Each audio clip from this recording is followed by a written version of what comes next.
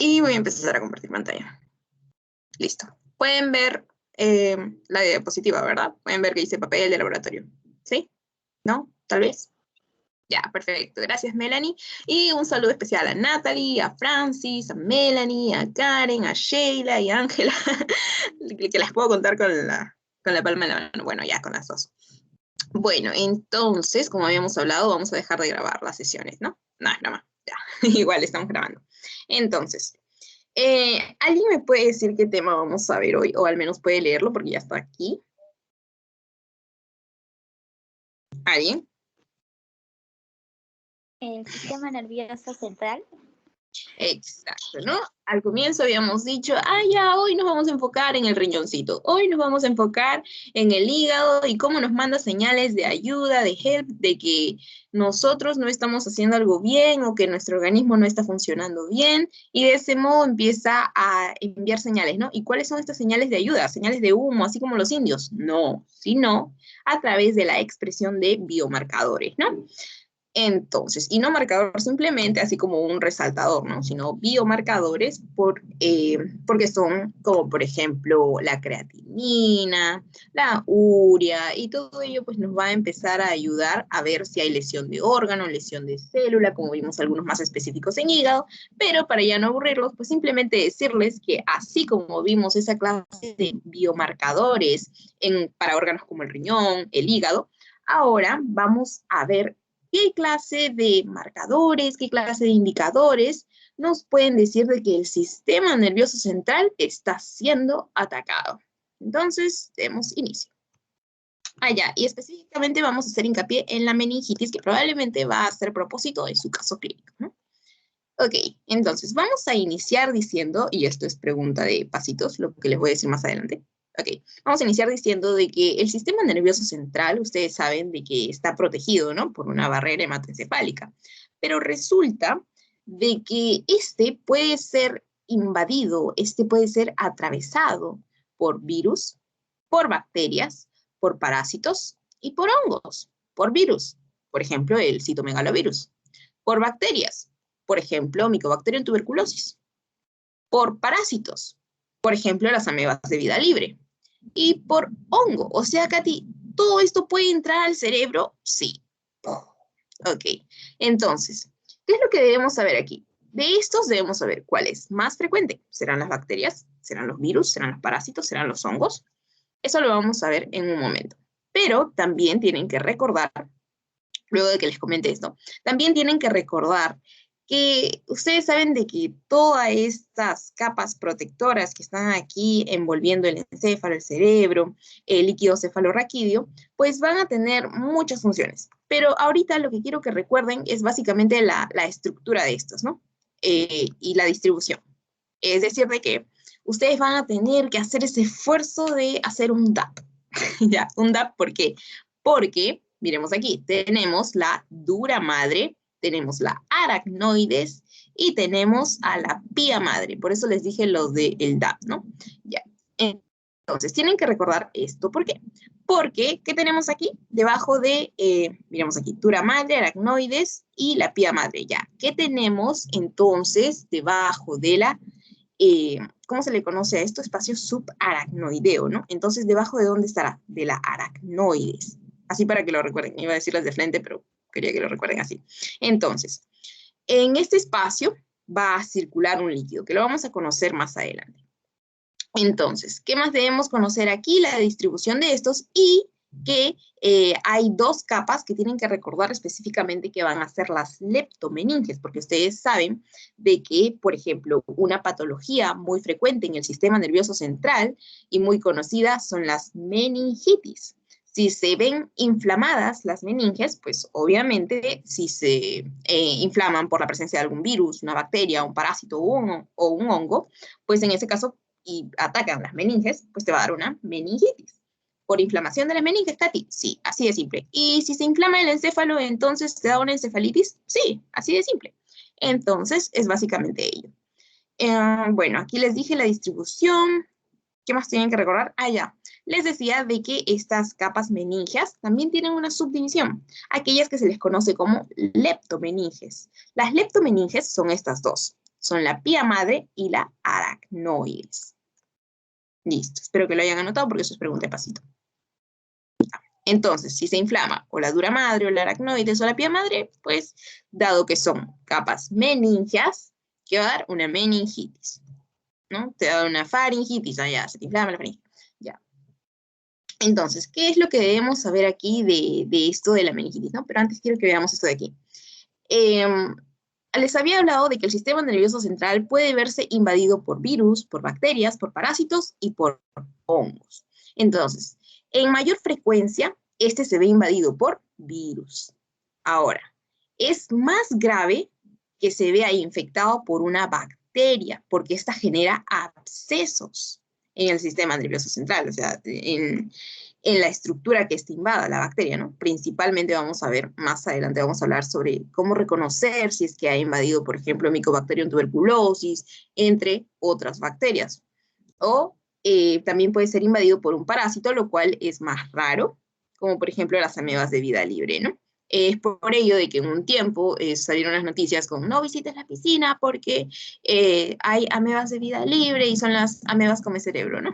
Bueno, también puede invadir el sistema nervioso central, entonces los parásitos y los hongos, como por ejemplo el criptococo, y este principalmente lo vamos a encontrar en casos de coinfección con pacientes ya inmunodeprimidos, ¿no? Como los que están infectados con el virus de inmunodeficiencia humana, VIH en estadio SIDA principalmente.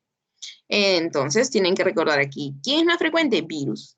¿Quién genera infecciones más graves? Bacterias, porque generan abscesos. ¿Qué es más raro? Parásitos.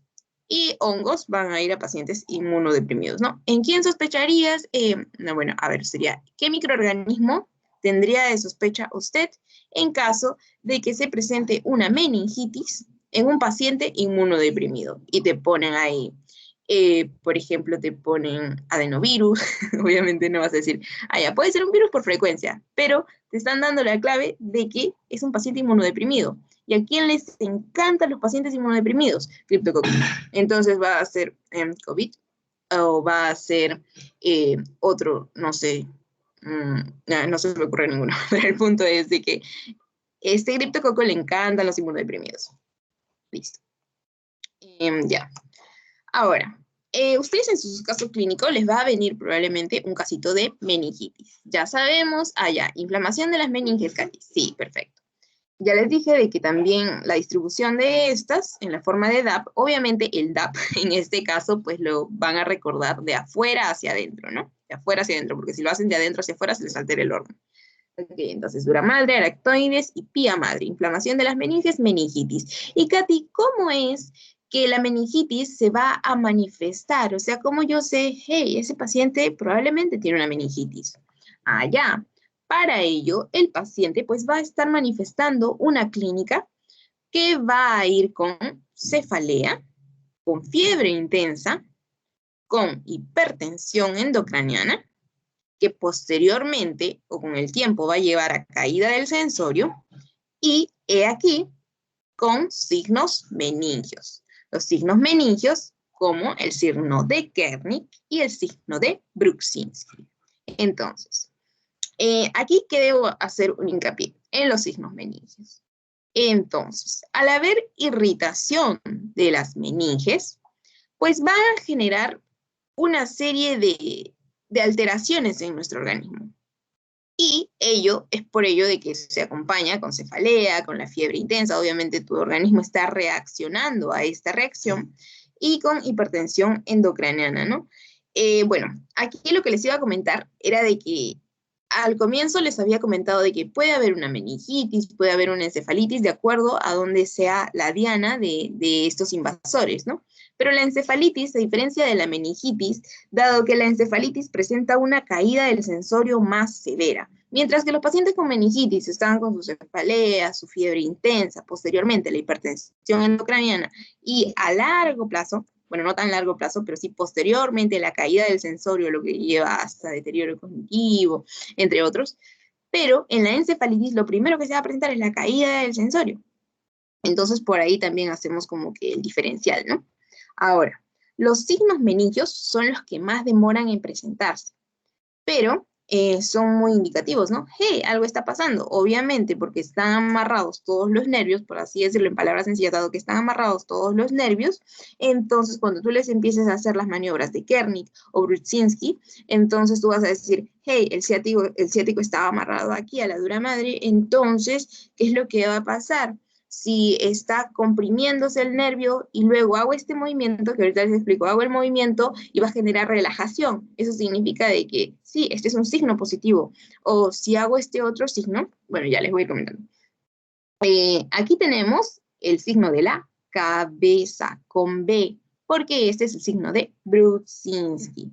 Y este es el signo de Kernig con K, como ni en rodilla en inglés.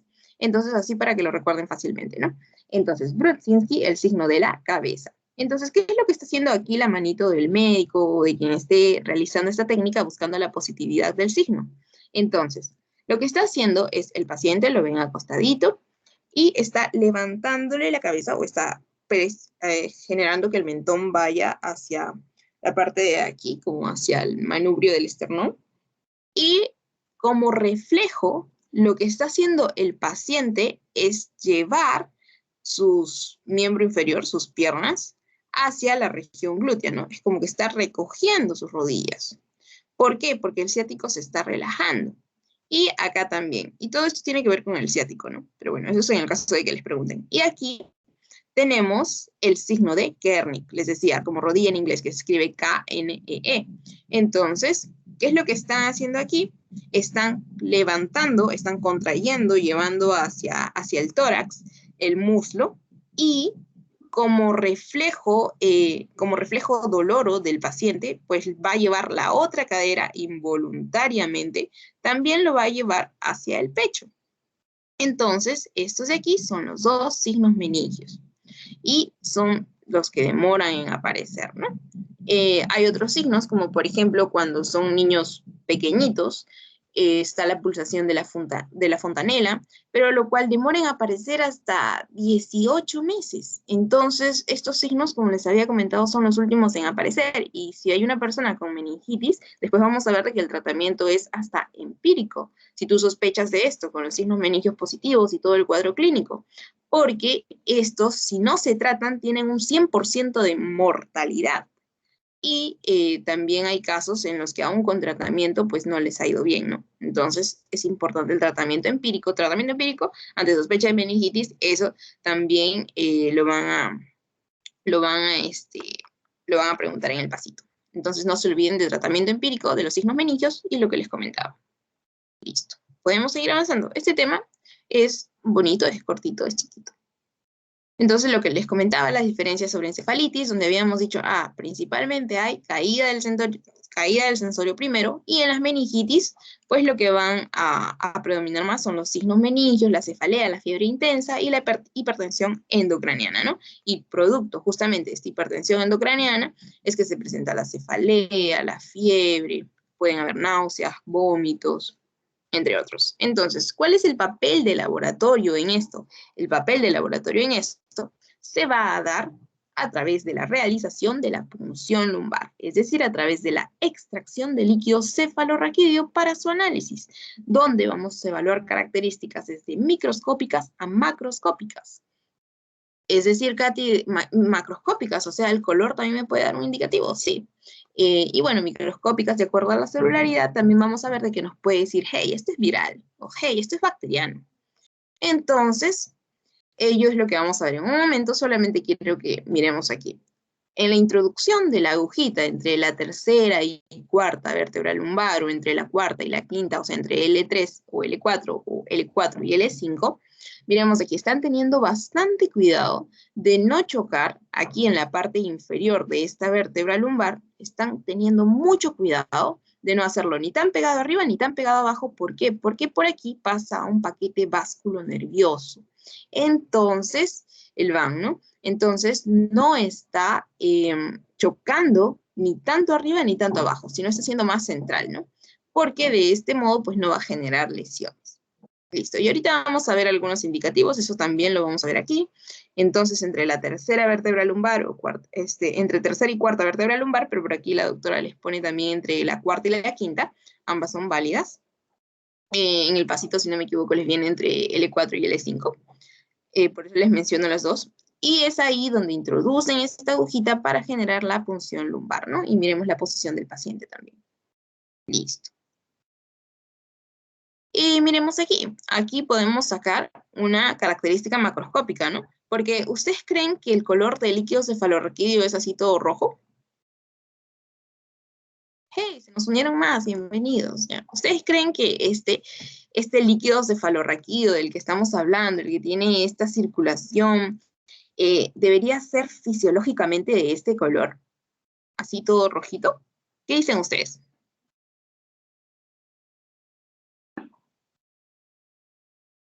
¿Alguien? Vamos, no les pongo nota. ¿Creen que esto es fisiológico? Ay, chicos, ya me preocupé.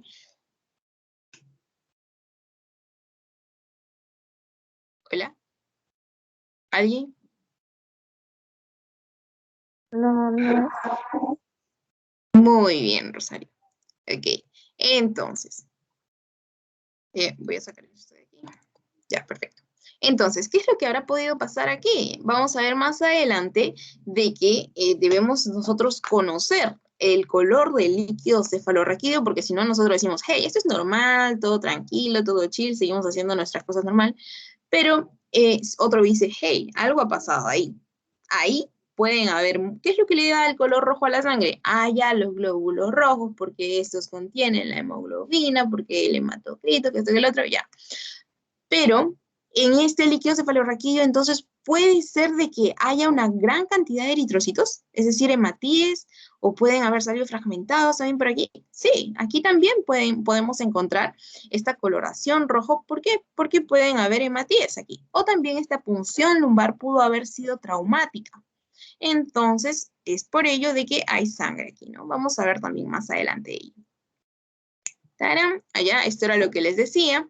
Entonces, ¿cuál es el propósito de la punción lumbar? Pues va a ser diagnóstico y terapéutico. Es decir, que si nosotros decimos, hey, esta es una meningitis, allá, plop, tratamiento empírico.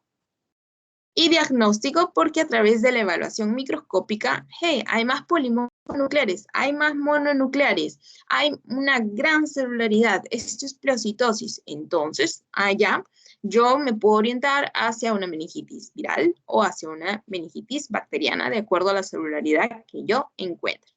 Y les voy a decir en un momento a qué me refiero. Pero también hay ciertas contraindicaciones para realizar esta punción lumbar, las cuales debemos recordar, como por ejemplo la alteración grave de la coagulación, contraindicación, infecciones de la piel, contraindicación, y también hipertensión endocraniana, así como un déficit neurológico focal. ¿Okay? Esto es pregunta de pasito, el espacio entre los que se realiza. También las contraindicaciones. Y bueno, entonces, de este líquido que habíamos dicho de que este color no es fisiológico, sino más bien patológico o por alguna función traumática, entonces, si estamos hablando de este líquido y para conocer cuál es el color real de este líquido, y los datitos que están aquí también son preguntados en pasito, es que nosotros debemos conocer, si bien es cierto o no, todo el flujo que da el líquido cefalorraquídeo en el sistema venoso del cerebro, pero sí debemos saber, si vamos a sacar un poquito de este, pues debemos saber más o menos cuánto se produce, más o menos a qué presión de apertura debemos encontrarlo, más o menos cuántas veces se recambia al día, y esa clase de cositas, ¿no? Entonces, porque si tú estás sacando un poco de un lugar, pues debes saber cuánto hay en ese lugar, ¿no? Bueno, en este caso podemos decir de que el líquido cefalorraquídeo tiene una producción a razón de 0,35 mililitros por minuto o 500 mililitros al día. Pueden recordarlo como la gaseosa que ustedes se toman al día, ¿no? ¿Cuánto trae la botellita? 500 mililitros. Ya, esta cantidad va a ser producida por el líquido, perdón, va a ser producida en el cerebro, ¿no? Entonces, 500 mililitros al día a una razón de 0.35 mililitros por minuto. Y dice que tiene una tasa de recambio, porque recordemos que en el cerebro hay cisternas, recordemos de que estas van a estar constantemente en constante flujo, entonces va a estar constantemente recambiándose, ¿no? Entonces se reabsorbe y también se vuelve a producir, se reabsorbe y se vuelve a producir. Listo, tasa de recambio de 4 a 5 veces al día. Y como sabemos y acabamos de mencionar, este va a estar formándose y reabsorbiéndose, formándose y reabsorbiéndose. Es por ello de que aprendieron tantos circuitos en neuroanatomía, ¿no? Ya. Y el volumen total en el adulto es de 100 a 150 mililitros. En lactantes y niños de 70 a 90 mililitros y en neonatos de 10 a 60 mililitros. Solamente como un datito. Aunque usualmente lo más preguntado es en el de adultos, ¿no? Ya. Entonces, si estamos hablando tanto de este líquido, ya sabemos que es un líquido que está en constante recambio, sabemos que es un líquido que se forma y se reabsorbe, pero ¿qué es este líquido en sí? O sea, ¿qué contiene? Así como ustedes dicen, hay gaseosa, tiene azúcar, tiene químicos, tiene colorante. ¿Qué tiene su líquido cefalorraquídeo? Su líquido cefalorraquídeo va a estar constituido por albúmina, por proteínas, por glucosa, por lactato. Entonces, todo esto va a estar en una secreción activa y también va a tener, disculpen la bulla, y va a hacer una parte, un ultrafiltrado a partir del plasma. Y como sabemos, en el plasma pues tiene muchos elementos. Y es por ello de que estos son analizados, ¿no?, en el laboratorio. Y es justamente que nosotros encontramos en el líquido cefalorraquídeo todo esto que les estoy comentando. Glucosa, lactato, proteínas totales, albúmina. Y bueno, aquí tenemos los valores de referencia, ¿no? Entonces, ¿por qué es importante conocer cuáles son los valores normales de estos? Porque, por ejemplo, si se ha consumido mucho la glucosa, pues yo puedo estar pensando en un microorganismo, estamos hablando a nivel del sistema nervioso central, en un microorganismo que le encanta el consumo de glucosa. Y si ustedes estaban atentos al comienzo, cuando hablamos de glucosa, les había dicho de que había una bacteria que le encantaba la glucosa. Les había dicho, no, los virus pasan de la glucosa, con los virus no es, ¿no? Porque yo les había dicho, ya, los virus para mí son como que robots, porque ellos no consumen glucosa, pero si son otros microorganismos como bacterias, a ellos les encanta la glucosa, por ello, ante invasión de bacterias, es de que la glucosa se ve disminuida a nivel del análisis del líquido cefalorraquídeo. ¿Alguien recuerda cuál es esa bacteria? Que le encanta la glucosa, y a ver, ¿qué otra pista les puedo dar? De que el Perú es un país, ya, ustedes completen la frase. El país es un país, que genera mucha resistencia a medicamentos. O sea, uno de los primeros, top. ¿Alguien recuerda? ¿Qué más? Es una bacteria que genera en los pacientes mucha tos, disnea, puede generar hasta hemoptisis, pérdida de peso, son los conocidos como sintomáticos respiratorios. Tuberculosis. Exacto, el Mycobacterium tuberculosis. Y su mismo nombre lo dice, ¿no? Mycobacterium, bacteria. Entonces, a este le encanta la glucosa. Entonces, usualmente, cuando encontremos valores de glucosa baja, pues van a estar pensando en una tuberculosis. O sea, puede ser una meningitis tuberculosa. Sí, ya. Bueno, aquí tenemos los valores normales. Y vamos a seguir con esto. Ya. Entonces, ya hemos hablado de qué es este líquido, ya hemos hablado de qué contiene este líquido, y vamos a mencionar algunas características macroscópicas, ¿no? Porque les había dicho de que el color fisiológico no era este rojito, sino que el color fisiológico debería ser cristal de roca, debería ser incoloro, transparente, así como agüita, ¿no? Por eso cristal de roca. Ya. Entonces, ahí todo fisiológico, todo normal. Pero ¿qué pasa si es rojizo? Ya, si es rojizo, porque eso yo también lo puedo ver a larga vista, así como una característica macroscópica, este puede ser sanguinolento, porque hay eritrocitos, lo que les comentaba, los hematíes, glóbulos rojos, o también por una punción traumática. Puede ser santo crómico. Santo crómico es como más o menos este colorcito. Es como un medio mostacita.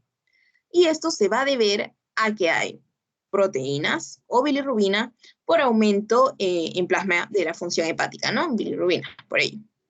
Y también cuando, por ejemplo, acá nos habla de cuando hay neonatos, ¿no? Bueno, en este caso ya eso es como que más pediátrico. Ya, bueno. Entonces, también puede tener un color blanquecino y este color más blanquecino pues puede verse a invasión por leucocitos, por bacterias, ¿no? Por ejemplo, en la tuberculosis, porque hablábamos de bacterias. Entonces, ¿ustedes creen de que esto es un aspecto limpio? No, estos ya son aspectos como que más turbios. ¿Y a qué se deberá estos aspectos turbios? A celularidad. Entonces, ¿debería también haber un rango normal de celularidad en estos líquidos? Sí, debería haber un rango normal de celularidad. Pero miremos aquí, ¿cuál es el rango normal de celularidad? Menor o igual a 5 células por mililitro. Pero ¿qué es lo que pasa aquí? ¿Cuándo lo veo turbio? Cuando el recuento celular está más de 500 células por milímetro cúbico. ¿Qué es esto? Si lo normal va de 0 a 5, ¿por qué yo me tendría que encontrar más de 500? Ah, ya, hay algo patológico que está pasando. Entonces es por ello ver el color, el aspecto. No lo prueben, eso sí. Entonces, el color normal, ya. El color normal, ya. El aspecto, ¿por qué el aspecto? Porque si lo veo turbio, ah, ya, turbidez, igual celularidad. Entonces, yo debo recordar lo normal de 0 a 5. De pronto te encuentras 500. ¿Ah, qué está pasando? Hay algo patológico. Ya, entonces, ¿qué le da la turbidez? La celularidad. Ya. Aquí están también los valores normales, como lo habíamos visto en el cuadrito. Esos de aquí son los de la lámina de la doctora. Y bueno, aquí tenemos algunos datos, ¿no? Si lo vemos ligeramente opalescente, puede ser porque está conteniendo hematíes, leucocitos. Si lo vemos más turbio, puede ser que esté conteniendo microorganismos abundantes hematíes y leucocitos. Pero lo importante es recordar la parte de que la turbidez lo da la celularidad. ¿Y qué es lo que pasa cuando nosotros encontramos muchas cantidades de células en este líquido? Pues en ese caso se le conoce como pleocitosis. La pleocitosis es el aumento de la celularidad. Entonces, hasta ahí ya tenemos algunas características de este líquido cefalorraquídeo. ¿Listo? Ya. Ahora, ¿qué es esto, Katy? ¿Cómo lo entiendo? ¿Qué es esto de diagnósticos diferenciales? ¿Cómo es que yo sé de que cuándo es que se ha infectado por qué agente? Bueno, como les habíamos recordado, como les había recordado, aquí estaban los valores normales, ¿no? Lactato, el DHL, las proteínas, y les había dado un datito importante con la glucosa, ¿no? Que es más que todo para que lo recuerden súper sencillo. Entonces, número 1, habíamos hablado de que el sistema nervioso central puede verse invadido, infectado por virus, bacterias, parásitos, hongos. Listo, Katy. Entonces, hasta ahí normal. Número 2, habíamos hablado de que este líquido cefalorraquídeo tiene características, como por ejemplo las que ya habíamos mencionado en esta lámina, ¿no? Va a tener un aspecto, es turbio, celularidad. Es claro, allá, tengo otra noción. Después, la celularidad, allá, si hay de 0 a 5, está normal, pero si va más de 5, si ya hay muchas, hay 100, hay 200, ¿qué es eso? Pleocitosis, aumento de la celularidad. Después, las proteínas también tenían un rango normal y la glucosa, la cual va a ser nuestra amiga en esta sesión, la glucosa también tiene un rango normal. Entonces, lo normal acá, según esta tablita, es 65 a un 80% de la glucemia, ¿no? O sea, en este nivel. Y miremos aquí. Aquí hay una línea que nos va a ayudar, pero hasta eso quiero que recuerden, pues que va a ser de aspecto claro, la solubilidad va de 0 a 5, la proteína de 15 a 45, la glucosa de 65 a 80, pero esto es referencial, ¿no? Cada laboratorio a veces maneja unos rangos, uno o dos por arriba de otro. Ya. Y la presión normal de apertura, pues va a ser de 8 a 20, pero bueno, esto es más para medicina, no tanto para laboratorio con el caso de la presión de apertura, pero solamente para que vean aquí, dado que estamos ante una meningitis y estos cursan con hipertensión endocraniana, ¿cómo creen que va a estar la presión? En ese caso, pues si es hipertensión, pues obviamente va a estar alterado, es decir, hacia arriba, ¿no? Alta, alta, alta, alta. ¿Por qué? Porque hay meningitis y las meningitis cursan con hipertensión endocraniana, la cual va a generar náuseas, vómitos, cefalea. Y bueno, en estos casos de meningitis, pues también fiebre como reacción del organismo. Obviamente está entrando algo que no debería entrar. Listo. Ahorita vamos a analizar el cuadrito. Solamente quiero que vean que aquí les puso la doctora una tablita en las cuales le mencionan la importancia de reconocer la celularidad. Es decir, si hay una invasión por neutrófilos, por linfocitos, perdón, si hay una invasión por bacterias o por parásitos o por virus. Entonces van a haber ciertas células que me van a decir, esto es por virus, esto es por bacterias. Entonces, la pleocitosis, como ya habíamos mencionado, pues es el aumento de la celularidad. Entonces, resulta de que puede haber un aumento de la celularidad por neutrófilos, es decir, por polimorfonucleares. Puede haber también un aumento de la celularidad por linfocitos. Puede ser también por monomorfonucleares. ¿Y a qué me refiero con polimorfonucleares y monomorfonucleares? Ahorita lo vamos a ver en un momento. Y también pueden haber un aumento de la celularidad por eosinófilos, ¿no? Entonces, en el caso, lo había dejado para el final, pero en el caso de que no recuerden quiénes son los polimorfonucleares y quiénes son los monomorfonucleares, aquí lo tengo en una lámina especial para ustedes. Entonces, por ejemplo, los polimorfonucleares son estos señores de aquí, los neutrófilos, los eosinófilos, los basófilos, y estos de aquí son los monomorfonucleares. Entonces, dentro de los polimorfonucleares tenemos a estos, no los olviden, porque muchas veces, y les va a servir para medicina también, el hecho de reconocer que hay algunas patologías que presentan una elevada celularidad de ciertos elementos formes de la sangre, ¿no? Y bueno, en este caso, ustedes lo recordarán por histología, ¿no? No me quiero expandir tanto en esto, solamente para que lo recuerden de que polimorfonucleares, pues porque su núcleo puede tener diversas formas, múltiples formas, y es por ello de que algunos lo recuerdan como el arriñonado, otros lo recuerdan como el trilobulado, otros lo recuerdan de diversas formas, ¿no? O los inseparables. Okay, entonces vemos cómo el núcleo puede tomar diversas formas, ¿no? Este es el del núcleo trilobulado, aquí un núcleo bilobulado, este tiene un núcleo más irregular, mientras que estos ya tienen un núcleo más establecido, ¿no? Monomorfonuclear, porque todo es así, como lo vemos aquí. Entonces, eso era para recordar básicamente la parte de quiénes son los polimorfonucleares y quiénes son los monomorfonucleares. No se preocupen que parece bastante información, pero en realidad van a ver que se les va a hacer muy sencillo, y eso espero. Listo. Entonces, ¿para qué teníamos que recordar ello? Porque ello, la elevación de cierta clase de células, pues también nos va a permitir orientar ante qué posible diagnóstico nosotros estamos. Si se están elevando los polimorfonucleares, por ejemplo, en las meningitis bacterianas, como lo vemos en el cuadrito aquí. Entonces, si yo digo, es meningitis bacteriana, y yo tapo esto y digo, ¿qué predominio de células yo podría estar encontrando? El predominio celular que podría estar encontrando, pues van a ser polimorfonucleares. O sea que voy a encontrar un aumento de la celularidad de neutrófilos. Entonces, o de los que les mostré, ¿no? Los 3 que les mostré. Sí, coordina. Pleocitosis por neutrófilos. Es un polimorfo nuclear, meningitis bacteriana, por ejemplo. Entonces, vemos de que, bueno, esto lo puse para que vean, ¿no? Que existe relación, así como lo pone la doctora, y por eso les puse esta tablita resumen. Mientras que si yo veo la celularidad en una meningitis vírica, entonces, ¿quiénes se van a elevar? Los monomorfonucleares. Monomorfonucleares como los linfocitos. O sea que aquí debo encontrar viral. Viral. Plop. Neurosífilis, por ejemplo. También. Entonces, ¿qué es lo que estamos viendo? Que ante infecciones bacterianas, predominio de polimorfonucleares en nuestra celularidad, obviamente van más de 0 a 5, porque eso era el rango normal, pero aquí exceden el 5, allá, pleocitosis. ¿Pleocitosis por quién? Por polimorfonucleares. ¿Pleocitosis por quién?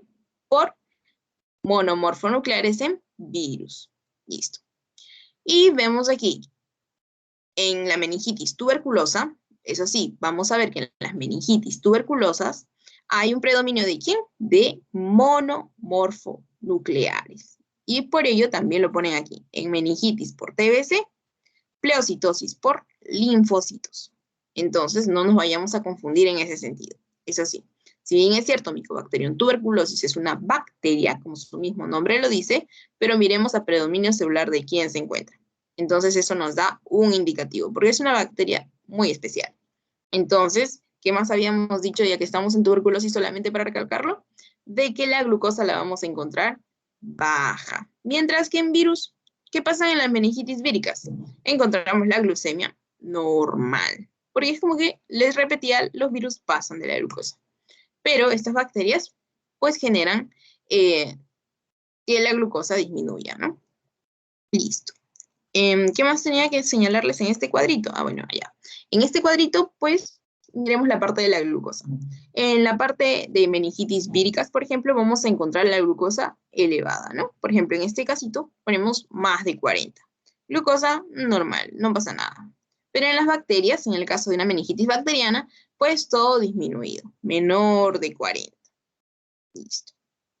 Entonces, este cuadrito les puede servir, lo pueden utilizar. Y miremos aquí.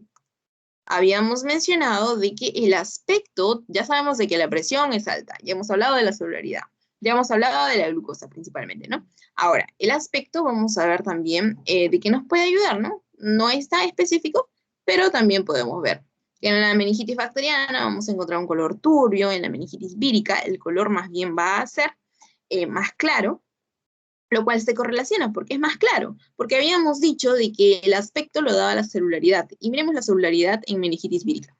Ajá, mientras que estos valores, uy, ay, ay, entonces a eso me refería. Mientras que en la meningitis tuberculosa es un color más opalescente, y al igual que en las meningitis fúngicas, ¿no? Pero miremos aquí, en las meningitis carcinomatosas, vemos un color claro, turbio. Listo. Ya. ¿Alguna pregunta hasta ahí? ¿O todo bien? ¿Todo claro? Todo claro, Caterina. Ya, muchas gracias. Entonces, sigamos. Entonces, habíamos dicho, el sistema nervioso central puede ser invadido, y esa pregunta les van a hacer hasta en neurología, puede ser invadido por virus, por bacterias, por hongos. Ya. Y es por ello de que todos estos datos que les había puesto la doctora, en los que si bien es cierto, para el estudiante puede generar como que mucha confusión, ay no, hay mucha información, entonces por ello es de que las tablitas nos pueden ayudar bastante, ¿no? Y ustedes dirán, ah, pero si no coordina, pero miremos aquí, vamos al que ya conocemos. Características del líquido cefalorraquídeo de una meningitis tuberculosa, por ejemplo. Ya habíamos hablado de qué predominio de celularidad estaría, que también hemos hablado de cómo estaría la glucosa, cómo encontraríamos las proteínas, cómo encontraríamos y todos esos lo pueden ir y les serviría bastante. Ustedes, o sea, el hecho de ir y fijarse a ver si coordina, ¿no? Si no, también ven algunas cosas que se ven diferentes, ustedes dicen, ah, esto no coordina, voy a hacer mi propia tabla. ¿No? Miremos en la viral, predominio linfocítico. Ajá, vemos aquí, ahí. Ahora acá. El análisis físico del líquido cefalorraquídeo, como habíamos comentado, teníamos que fijarnos en la turbidez, teníamos que fijarnos en la celularidad, teníamos que fijarnos en aspectos tanto macroscópicos como microscópicos, para que nosotros podamos decir, hey, esta es una meningitis tuberculosa, o una poliomielitis, una encefalitis, una meningitis purulenta, y de ese modo nosotros podemos generar nuestros diagnósticos diferenciales. Ahora, ¿qué tenía que mencionar aquí? Esos aspectos ya lo hemos mencionado. Ahora aquí.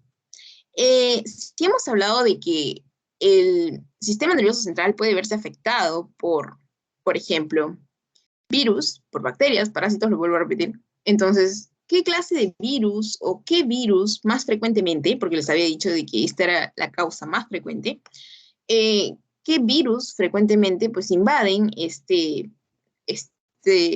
estas meninges, generando esta meningitis? Ok. Entonces, eso va a depender del paciente, es decir, el rango etario. Esto va a depender de características intrínsecas como la edad. ¿Es un neonato? ¿Es un paciente anciano? ¿Es un adulto? ¿Es un joven? Y también características, pues, del ambiente en el que se encuentra, entre otras, ¿no? Pero principalmente características de grupo etario. Entonces, por ejemplo, y la doctora se los pone, de que los agentes virales de meningitis más frecuentemente son estos. Entonces tenemos los enterovirus, principalmente, repito, enterovirus, como el virus de la poliomielitis, el ecovirus y el virus Coxsackie, ¿no? O Coxsackie virus, principalmente en niños. En adultos, principalmente, el virus del herpes. Después también hay otro que vendrían a ser ya infecciones más, bueno, también encontré una distribución en la que se daba de acuerdo a la época del año, pero eso ya es más como americano, ¿no?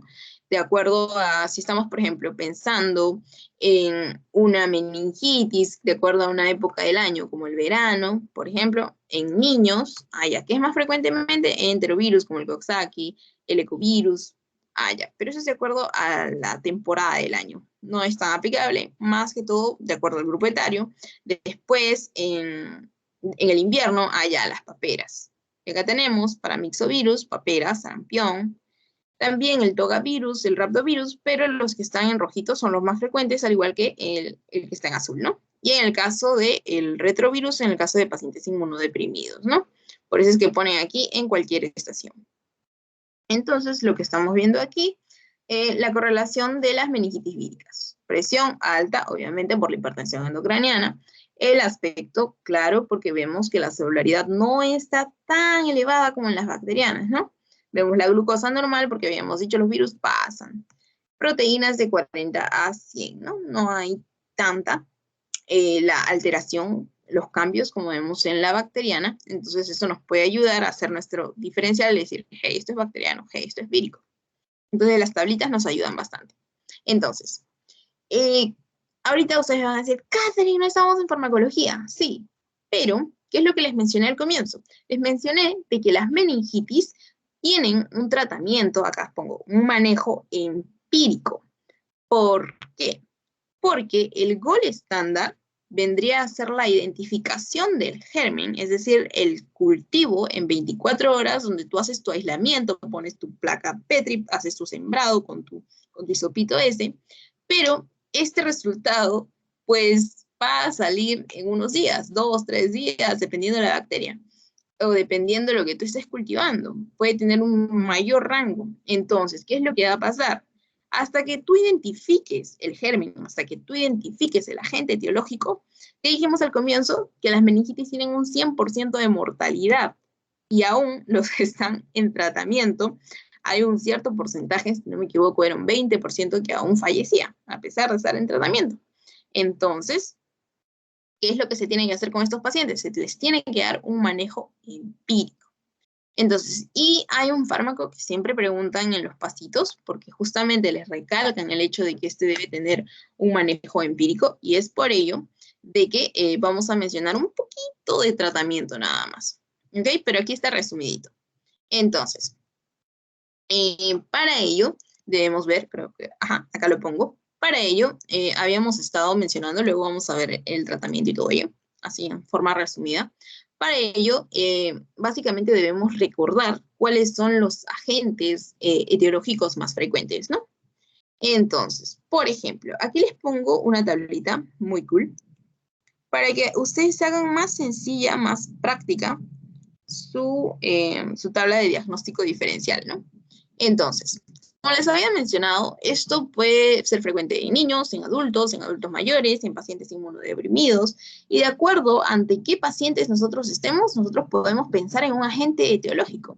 Por ejemplo, si decimos, esta tablita la doctora le puso específicamente en niños, ¿no? De acuerdo a los primeros 2 meses, entre los 2 meses y 12 años, en niños inmunodeficientes, pero viendo un overview, una vista más general, pues vemos de que en sí, en el día a día, no solamente los médicos ven pacientes, ya de 2 meses, o de 2 meses o 12 años. Entonces aquí les pongo una tablita que les puede ayudar, por ejemplo, en las primeras 4 semanas, o de 4 a 12 semanas, y aquí ya los adultos, ¿no? De 3 meses, pero hasta menores de 18 años, o de 18 a 50 años, o mayores de 50 años. Y aquí hay agentes que son más frecuentes encontrados en estos pacientes. Como por ejemplo, en los neonatos, está Listeria monocytogenes. Y esta van a recordar fácilmente, ¿por qué? Porque en la otra etapa de la vida, en el otro extremo de la vida, en mayores de 50 años, también está Listeria monocytogenes. De 4 a 12 meses, un paciente, un niño, por ejemplo, que no ha sido vacunado. ¿En quién tengo que pensar más frecuentemente? En influenza, en Haemophilus influenzae. Después también en niños de mayores de 10 años, de 3 meses hasta los 18 años, ¿en quién tengo que pensar más frecuentemente o a la cabeza? En Neisseria meningitidis. O de 18 a 50 años, un paciente ya adulto, entonces acá tenemos neonatos, tenemos niños, tenemos adolescentes, y aquí tenemos adultos y acá adultos mayores, pues tenemos que pensar en un Streptococcus pneumoniae, por ejemplo. Estos que están en rojito son los más frecuentemente. Listo. Ahora, ¿qué es lo que dijiste tú, Casi, de que en sí el gol estándar es el cultivo? Entonces, significa de que yo también tengo que recordar si este es un gran positivo o es un gran negativo. Sí. ¿Por qué? Porque recordemos que en el cultivo, pues de acuerdo al parásito, la bacteria, es que nosotros tenemos que hacer nuestra famosa y querida tinción de Gram. ¿Y qué es lo que vemos en la tinción de Gram? De acuerdo a la coloración de este, si ese se tiñe medio violeta azulado, o si se tiñe medio rojizo, medio rosa, pues nosotros podemos ver, este es Gram positivo y este es Gram negativo. Ah, ya, por el color, sí. Entonces, es Gram positivo cuando vemos este color medio azulado, violeta. Y es Gram negativo cuando tiene esta coloración media rojiza, rosada, ¿no? Entonces, esto de aquí también es pregunta de pasito. Es pregunta de pasito saber cuál es un Gram positivo, cuál es un Gram negativo. Porque recordemos que el cultivo es el gol estándar. Y Katy, el cultivo se da después de 24, 36, 72 horas. Es por ello que el tratamiento es empírico. Porque hasta que tú veas, hey, voy a darle un tratamiento específico para que cubra Gram positivos o que cubra Gram negativos. Entonces, ¿no sería más sencillo y preocuparte más por el paciente, dar un medicamento de amplio espectro que te cubra Gram positivos y Gram negativos, y de ese modo estás tranquilo con tu conciencia? Porque ¿qué tal si estás pensando, ya, este puede ser un Gram negativo, pero hay una espinita que te dice, ¿y si es Gram positivo? Mejor uno de amplio espectro. Ok, entonces, en este caso, y obviamente que luego que ya sale el cultivo y los resultados, pues tú ya puedes hacer más específico tu tratamiento. Entonces, recordamos, aquí les pongo una tablita de cuál es cuál, igual la doctora también les pone aquí esta tablita, para que ustedes lo lean con calma y vayan recordando, ¿no? Neumococo, Gram positivo, diplococo. Meningococo, Gram negativo, diplococo. Listeria, bacilo, Gram positivo. Y aquí están los más frecuentes, ¿no? Porque les había dicho, por ejemplo, Haemophilus influenzae, también les había hablado de la frecuencia de neumococo y todo ello. Ya, ahora sí, volvamos a la parte del tratamiento. Entonces, en la parte del tratamiento habíamos estado hablando de neumococo, de meningococo, de listeria, de Haemophilus influenzae, y cuándo debemos pensar en estos señores, ¿no? Cuándo pensar en ellos, y justamente los que están encerraditos son los que tienen, y como son los más frecuentes, entonces es por ello de que merecen su tratamiento aquí en rojito. Entonces, como les había dicho, ustedes no saben si es Gram positivo o Gram negativo. ¿Qué es lo que hacen? Le dan un tratamiento, un fármaco de amplio espectro. No tanto tratamiento, no, un empírico de amplio espectro. Ya, un fármaco de amplio espectro. Entonces, ¿quién es este? Ceftriaxona. Miremos aquí, ceftriaxona, ceftriaxona, ceftriaxona. Creo que acá lo sombrío. Sí, ceftriaxona, ceftriaxona y ceftriaxona. Excepto que tú estés pensando en Listeria monocytogenes. Porque en ese caso, ya la ceftriaxona no te va a servir, sino más bien, y tú tienes que pensar, ¿no? ¿En qué clase de paciente estoy? Ya, estoy pensando en un neonato, o estoy pensando en un adulto mayor. Son ellos en los que podemos encontrar Listeria monocytogenes más frecuentemente. Entonces, ¿qué es lo que le doy? Ya, puede servirme más una ampicilina o una penicilina G. Entonces, hasta ahorita no quiero que se compliquen con farmacología, solamente quiero que recuerden ceftriaxona. ¿Ok? Entonces, así con toda la seriedad del mundo. Y les puede servir también esta tablita. Entonces, no los quiero sacar farmacólogos, solamente que luego del cultivo y te dicen, ya, te damos el resultado, toma, te ha salido un diplococo Gram positivo. Entonces tú dices, ya, y este es neumococo. Para Gram positivos, tengo que recordar mi farmacología y digo, este es un neumococo. Es neumococo es un diplococo gram positivo, porque la tablita lo dice. No, ya, porque el gram lo dice. Entonces tengo que pensar un fármaco que me cura gram positivos específicamente. Y específicamente, ¿quién va a ser? La vancomicina. Vancomicina más tu ceftriaxona. ¿Ok? Entonces así se va como que alineando el tratamiento para que sea más específico. Porque tu ceftriaxona fue empírico, pero ya le vas añadiendo el fármaco dependiendo a si este es un gram negativo o si ese es un gram positivo. Listo. Entonces, básicamente ello, ¿no? Y al igual de esta explicación, con los demás fármacos que te mencionan aquí, y algunos son alternativos. Ahora, ¿qué más tengo que mencionarles aquí? La profilaxis. La profilaxis, es decir, la vacuna, bueno, va a ser en adultos, neumococo, por ejemplo. Después otro con vacunas sería meningococo y otro que tiene vacuna sería Haemophilus influenzae. Y la doctora también lo pone aquí en cuanto a la prevención primaria con vacunas, pone neumococo, meningococo y Haemophilus influenzae, ¿no? Haemophilus influenzae en el caso de niños. Vacunación en niños, Haemophilus influenzae. Por eso habíamos dicho de que, ¿dónde está? Ah, no sé, acá está. Vacuna en niños, Haemophilus influenzae. Vacuna en adultos, neumococo y meningococo. ¿Cómo lo recuerdan esto de vacunas en quiénes? Por ejemplo, a mi papá le pusieron la vacuna del neumococo. Después le dio fiebre y estuvo en cama como 3 días. Entonces, vacuna en adultos. ¿Okay? Es como que al papá de Katy le chocó. El papá de Katy es adulto. Entonces, ya, vacuna neumococo. Ya, que esa fue una broma. Entonces, básicamente, en esta tablita vamos a ver también de que, ¿quién está aquí? Ceftriaxona, ceftriaxona, ceftriaxona, ¿no? ¿Para quiénes? Neisseria, meningitis, streptococcus, pneumoniae, Haemophilus influenzae. ¿A quién no le va a servir? Aquí a Listeria monocytogenes. Por eso aquí le sirve más a ampicilina o penicilina G. Y esto era lo que les comentaba. Entonces, claves que se tienen que llevar de esta sesión. Básicamente recordar que el sistema nervioso central, creo que ya dejé de compartir, el sistema nervioso central puede verse invadido por virus, por bacterias y por parásitos. Otra cosa que tienen que recordar es de que las meninges, las capas meningias, otra cosa que tienen que recordar vendría a ser quién es un gran positivo, quién es un gran negativo. También cómo diferenciar una meningitis bacteriana de una meningitis viral. Y bueno, básicamente las características del líquido cefalorraquídeo, tanto macro como microscópicas, los agentes, como ya les mencioné, y bueno, básicamente ceftriaxona. Ok, bueno, vancomicina, ceftriaxona y los fármacos que mencionamos en la última tablita, ¿no?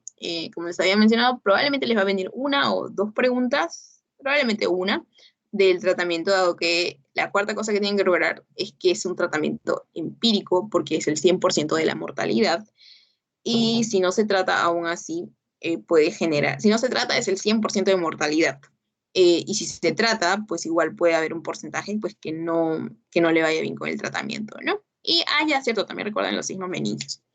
Entonces eso sería todo, voy a dejar de grabar, pensé que había dejado de grabar. Ya, ¿alguien tiene alguna pregunta?